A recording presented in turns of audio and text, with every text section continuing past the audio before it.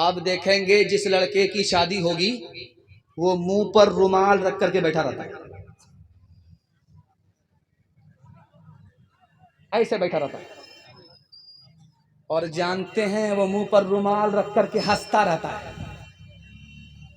بیٹی جب رخصت ہوتی ہے تو ادھر سے رونے کی آواز، ادھر سے رونے کی آواز، باپ بھی رو رہا ہے، ماں بھی رو رہی ہے، پورا خاندان رو رہا ہے، جوان بیٹی رخصت ہو رہی ہے، کلیجہ منہ کو آ جاتا ہے، پیر کے نیچے سے زمین نکل جاتی ہے۔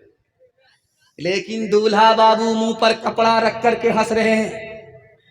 ایک چھوٹا بچہ دیکھ رہا تھا، باپ سے بولا ابا یہ رخصتی کا موقع ہے، سب لوگ رو رہے ہیں مگر ایک آدمی ہنس رہا ہے۔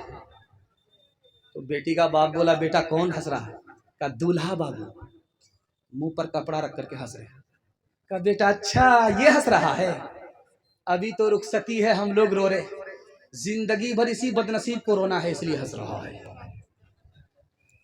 رسم تلک اب عام ہوئی ہے، کام ہے کتنا گندا، لڑکی والوں کے ہی گلے میں لگ جاتا ہے پھندا، لڑکی والوں کے ہی گلے میں لگ جاتا ہے پھندا، بیچ رہے ہیں یہ لڑکے دو پیسوں میں ایمان، بتاؤ کیسے بچے ایمان، بتاؤ کیسے بچے ایمان۔ بات ہوئی تھی 200 براتی، منگنی میں بس 30، کھانے میں جب گنتی ہوئی تو نکلے 420۔ بے دعوت کے کھاتے کیوں ہیں، بے دعوت کے کھاتے کیوں ہیں یہ زائد مہمان، بتاؤ کیسے بچے ایمان، بتاؤ کیسے بچے ایمان، کیسے بچے ایمان، بتاؤ کیسے بچے ایمان۔ میں جب آیا مسجد کو دیکھا اور لوگوں کے آس پاس کے گھر کو دیکھا تو مجھے اتنا دکھ ہوا کہ یہاں ہر آدمی کا گھر پھوس کا ہے، لیکن جذبہ کو سلام کہیے کہ اپنا گھر تو ٹٹی پھٹی کا ہے، لیکن اللہ کا گھر ٹٹی پھٹی کا ان لوگوں نے نہیں رہنے دیا، پکا مکان بنایا، اور اس پر بھی تعمیر کے لیے، اس کی تعمیر کے لیے اس کے لیے چندہ کروایا۔ دل اتنا خوش ہوا، خدا نہ خواستہ اگر ابھی ہوا چلے آگ لگے تو پوری بستی جل جائے گی، سب کا گھر پھوس کا ہے۔ اس دور میں جب کہ لوگ 10-10 منزلہ بلڈنگ بنا رہے ہیں، یہاں کے لوگ ابھی تک پھوس میں رہتے ہیں، لیکن ایمان دیکھیے، جذبہ قربانی کا دیکھیے، اللہ کا گھر مگر پھوس کا نہیں ہے۔ اللہ آپ کو جنت میں اس سے بہتر گھر اور مکان عطا فرمائے۔ دھیان سے سنیے گا، اللہ آپ کو مالدار بنائے گا، آپ کو مکان دے گا، عزت دے گا، اس پیغام کی آپ حفاظت کر لیجئے، آپ کو اللہ ترقی دے گا۔ دھیان سے سنیے گا، یہاں سے لے کر کے وہاں تک سننے کے لیے ایک بار تیار ہیں؟ ہاتھ اٹھا دیجئے انشاءاللہ۔ 3 نوجوان آپس میں بحث کر رہے، ایک بولا پتا ہے میں کون ہوں؟ بولا بتاؤ۔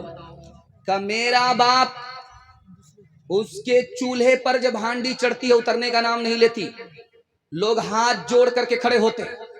دوسرا نوجوان گھبرا گیا کہ تو حاتم تائی کا بیٹا معلوم ہے۔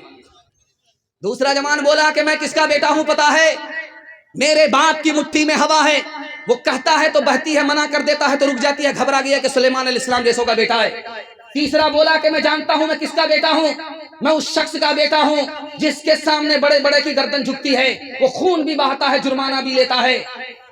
تو سوچا کہ رستم پہلوان کا بیٹا ہو، لیکن جو آدمی زیادہ جھاڑتا ہے سمجھ جائیے وہ کچھ نہیں ہے، خالی برتن ہے، بچتا زیادہ ہے، اوپر سے پھیٹ پھاٹ ہے، نیچے سے مقامہ گھاٹ۔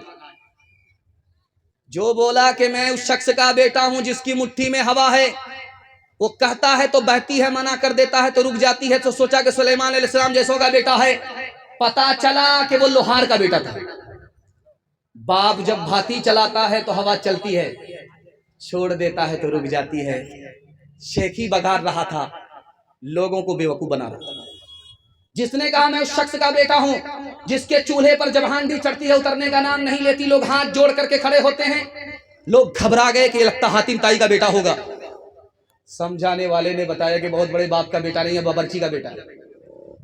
دال اتار کر کے بھات چڑھاتا ہے، بھات اتار کر کے ترکاری چڑھاتا ہے، اور سردی کے زمانے میں لوگ آگ تاپنے کے لیے ہاتھ جوڑ کر کے کھڑے ہوتے ہیں، دھوکہ دے رہا، بیوقوف بنا رہا۔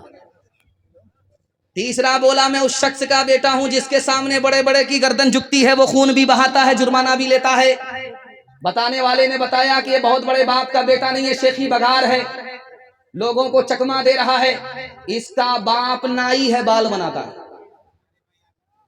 کسی کو بھی سر جھکا کر کے بال بنانا پڑتا ہے، استرا لگ گیا پھر بھی پیسہ دینا پڑتا ہے، الو بنا رہا۔ عدالت میں دو بھائی نے کیس کیا ایک درخت کے بارے میں، بڑا بھائی بولا کہ میرا ہے، چھوٹا بھائی بولا کہ میرا ہے، دونوں کا جھگڑا جب گھر میں حل نہیں ہوا، عدالت میں گیا، یہ اپنے وکیل کو پیسہ دے رہا، وہ اپنے وکیل کو پیسہ دے رہا ہے، 10 سال دونوں بھائی لڑتے رہے، اس کے بعد عدالت میں یہ فیصلہ ہوا کہ گھر جاؤ، اس درخت کو کاٹ دو، آدھا تم لے لو، آدھا اس کو دے دو، نہ تمہارا مکمل نہ اس کا مکمل، دونوں کا ہے، آدھا تم لے لو، آدھا وہ لے لو۔ دونوں جیل میں کیس لڑ کر کے پیسہ اتنا برباد کر چکے تھے کہ درخت کٹانے کا بھی جیب میں پیسہ نہیں تھا۔ میں ہاتھ جوڑ کر کے آپ سے کہتا ہوں، موچ کی لڑائی میں پورا گھر تباہ ہو جاتا ہے۔ کسی کے لیے جھک جائیے، اللہ آپ کو سب کے سامنے جھکا دے گا، سب کو خدا آپ کے سامنے جھکا دے گا۔ اس لیے درخت کی چھوٹی چھوٹی بات کو لے کر کے عدالت مت جائیے، وکیلوں کا فائدہ ہو جائے گا، آپ تباہ ہو جائے گا۔ کوئی آپ کے خون کے آنسو پوچھنے کے لیے نہیں آئے گا۔ ہاتھ اٹھائیے، وعدہ کیجئے، انشاءاللہ گھر کے جھگڑے کو گھر میں حل کریں گے، عدالت لے کر کے نہیں جائیں گے انشاءاللہ۔ ایک مثال پر پیغام ختم کر رہا ہوں۔ ایک آدمی بولا کہ میرے دادا کو گھوڑے کا استبل اتنا بڑا ہے، گھوڑے کا تھان اتنا بڑا ہے، اتنا بڑا ہے، اتنا بڑا ہے کہ گھوڑی کو بچہ پیدا ہوا، وہ چلتا گیا اور ختم ہونے سے پہلے وہ جوان ہو گیا۔ بڑا گھبرایا کہ باپ رے، اتنا بڑا استبل، گھوڑے کا تھان۔ یہ بغل والا بولا کہ میرے دادا کو ایک لگا تھا اور زمین سے اٹھاتا تھا، آسمان میں لگاتا تھا، اور بادل سے جیسے لگایا جھاڑ کر کے پانی برسا لیتا تھا۔ تو وہ آدمی بولتا ہے کہ اتنا بڑا لگا رکھتا تھا کہاں؟ کہا تمہارے دادا کے استبل میں رکھتا تھا۔ ہاتھ اٹھائیے، وعدہ کیجئے اپنے باپ دادا کی ہڈی پر کبھی فخر نہیں کریں گے، اپنے کو چھوٹا سمجھیں گے، دوسرے کو بڑا سمجھیں گے۔ ہاتھ اٹھائیے، وعدہ کیجئے انشاءاللہ۔ داماد بیٹی کے جھگڑے میں داماد سیدھا جیل جائے گا، ہاتھ اٹھائیے انشاءاللہ۔ حسد کی آگ میں کیوں جل رہے ہو، حسد کی آگ میں کیوں جل رہے ہو، جہنم کی طرف کیوں چل رہے ہو، خدا کے فیصلے پہ تم ہو راضی،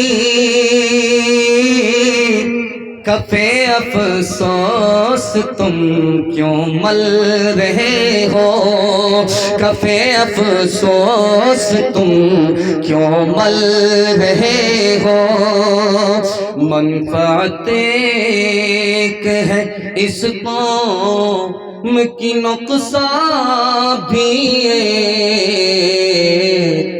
ایک ہی سب کا، نبی دین بھی ایمان بھی،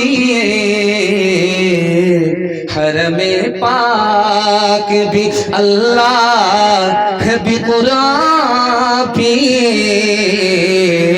کیا بڑی بات تھی ہوتے جو مسلمان بھی، فرقہ بندی ہے کہیں اور کہیں جاتے ہیں، فرقہ بندی ہے کہیں اور کہیں جاتے ہیں، کیا زمانے میں پنپنے کی یہی باتیں ہیں،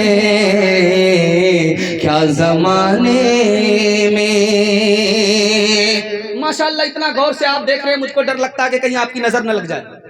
لیکن میں بھی چالاک آدمی ہوں، بنگال سے آیا ہوں، کالا سوٹر اور کالا گمچھا لگا کر کے آیا ہوں کہ آپ نظر لگاتے رہیے، میں کاٹتا رہوں۔ صبح پروگرام چلے گا، آرام کے لیے اختصار فرمائے۔ ہاں میں نے کہا کہ بھائی 5 منٹ میں اس کو مکمل کر ہی رہا ہوں، 5 منٹ میں صرف آپ کا جلسہ مکمل ہو رہا ہے۔ عورتوں کے حوالے سے صرف 3 پیغام 5 منٹ میں ضابط تمام۔ آپ لوگ سننے کے لیے تیار ہیں؟ ہاتھ اٹھائیے انشاءاللہ۔ پیشاب پخانہ کو روک کر کے بیٹھیں گے، ہاتھ اٹھائیے انشاءاللہ۔ یہ غلطی مت کیجیے گا، جلسہ خراب ہو جائے، چلے جائیے گا۔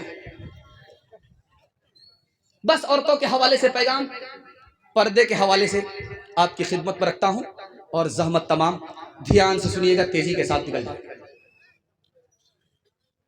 بس میں 2 سیٹ ہوتی ہے، اس کو 2x2 کہتے ہیں، 2 سیٹ ایک طرف، 2 سیٹ ایک طرف۔ تو ایک عورت بیٹھی ہوئی تھی کھڑکی کے پاس میں، ایک سیٹ بغل میں خالی تھی۔ ایک جوان آ کر کے بولا میڈم میں بغل میں بیٹھ جاؤں؟ تو عورت نے کہا بیٹھ جاؤ، یہ میری ہی سیٹ ہے۔ تو وہ جوان بولا کہ یہ سیٹ خالی کیوں ہے؟ کہ میں اپنے یار کے لیے بک کرائی تھی۔ کہ تمہارا یار کہاں گیا؟ کہ وہ میرے شوہر کے جنازے میں گیا ہوا ہے، اس لیے سیٹ خالی جا رہی ہے۔ دھیان سے سنیے گا، تیزی کے ساتھ نکل جائے گا۔ مالدار شوہر ہے، پھر بھی اسکول میں نوکری کر رہی ہے۔ مالدار شوہر ہے، پھر بھی نوکری کے لیے گھر سے باہر نکلتی ہے۔ گھر سے باہر نکل گئی بیوی کمانے کے لیے لالچ میں، شوہر نکل گیا دلی پنجاب کمانے کے لیے لالچ میں۔ اب دیکھیے کیا ہوا، خوبصورت گھر تھا، جنت جیسا گھر تھا، جہنم بن گیا۔ بچے ماں باپ کے ہوتے ہوئے لاوارث ہو گئے، یتیم ہو گئے، فیملی سسٹم تباہ ہو گیا۔ اس لیے ہاتھ جوڑ کر کے کہتے ہیں پیسہ ہے تو بیوی کو گھر میں رکھیے، نوکری مت کریے۔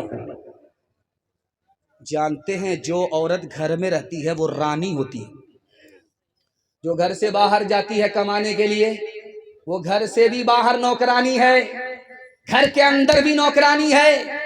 قصور شوہر کا نہیں ہے، قصور ماں باپ کا ہے۔ پڑھایا کم، ڈگری زیادہ دلا دیا، بیٹی کو شوہر نے اپنی مجبوری کا ناجائز فائدہ اٹھانے پر مجبور کر دیا۔ ایک مثال پر پیغام ختم کر رہا ہوں۔ ڈی جے کا ڈانس چل رہا تھا، مٹھی میں پیسہ لے کر کے ایک جوان آیا، اڑا کر کے بولا واہ رے لڑکی کیا ڈانس کیا۔ تو بغل کا ایک آدمی بولا وہ لڑکی نہیں ہے لڑکا۔ یہ بولا توبہ توبہ، غلطی ہو گئی، سوری سوری۔ تو وہ آدمی بولا، ہاتھ اٹھا کر کے بولا کہ واہ رے لڑکی کیا ڈانس کیا۔ تو بغل کا آدمی بولا کہ وہ لڑکی نہیں ہے لڑکا ہے۔ یہ آدمی بولتا ہے سوری میڈم، غلطی ہو گئی، توبہ توبہ، مجھے پتا نہیں تھا۔ تو وہ آدمی بولتا میں میڈم نہیں ہوں، اسی لڑکی کا باپ ہوں۔ ہاتھ اٹھائیے، وعدہ کیجئے اپنے گھر کی عورت کی ہم خود حفاظت کریں گے، ایمان کی بھی خود حفاظت کریں گے، آبرو کی بھی خود حفاظت کریں گے۔ ہاتھ اٹھائیے انشاءاللہ۔